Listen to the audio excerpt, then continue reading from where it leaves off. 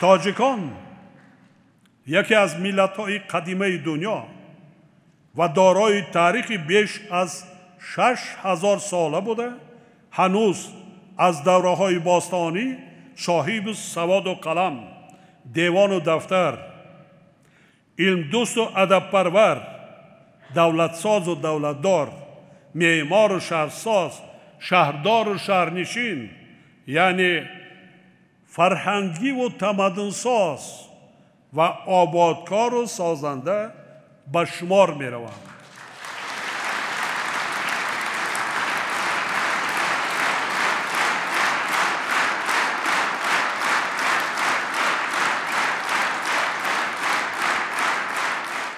برای همین من گشته برگشته تاکید میکنم که ما باید بنیاد کنیم، سازیم، رو افتاده نشویم. من اشاره کردم که بابای و بابا کلان ما شما، اجدادان ما شما کی بودند؟ چی میراث گذاشتند؟ تمدن ساز بودند، تمدن آفر بودند. چی؟ ما شما کردن نمیتوانیم، ما شما ادامه دادن نمیتوانیم.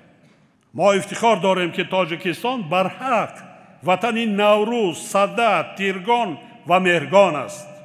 هر کدامی از این جشن‌ها تاریخی بیش از 6000 ساله دارد و این دلیل نیست باعث افتخار ماست که نوروز باستانی امروز جشن جهانی گردیده است.